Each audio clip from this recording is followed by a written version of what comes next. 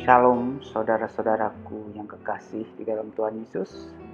Inilah sejarah perkembangan pikiran dan praktek pendidikan agama Kristen. Sistematika pembahasan yaitu pendidikan yang berporos pada Yesus sendiri, lalu pendidikan agama Kristen dalam surat-surat tertentu dari Perjanjian Baru.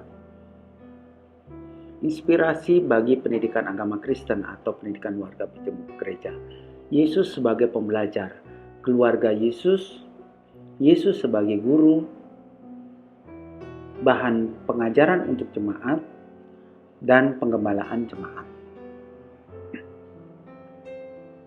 Berikutnya, inspirasi dari Yesus sebagai pembelajar.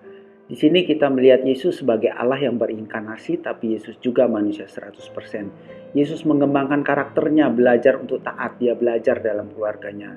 Yesus belajar dalam pendidikan informal menjadi tukang kayu dari ayahnya. Yesus juga belajar dalam pendidikan formal sehingga menjadi rabi. Inspirasi dari keluarga Yesus.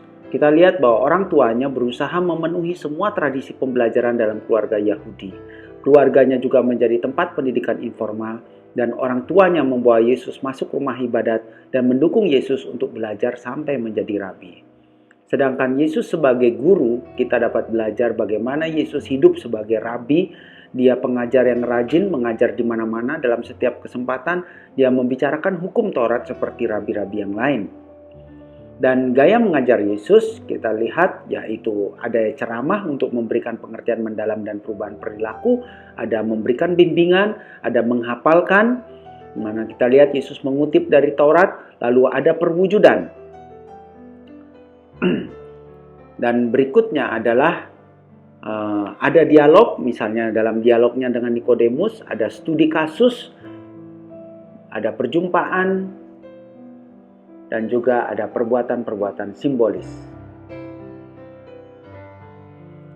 Sedangkan inspirasi dari surat penggembalaan, kita belajar 4 macam bahan pengajaran untuk jemaat dari Tesalonika, yaitu ada ajaran teologis, pengajaran etis, tata gereja, dan kata-kata yang menyerupai ucapan Yesus dan perlunya bersandar pada Roh Kudus. Sedangkan dalam topik penggembalaan jemaat, kita belajar tentang mendidik pendeta muda sebagai pengajar yang mendampingi jemaat, lalu bagaimana sifat pengajar, yaitu cakap, berpegang pada perkataan yang benar. Terima kasih saudara-saudara atas perhatiannya. Tuhan Yesus memberkati.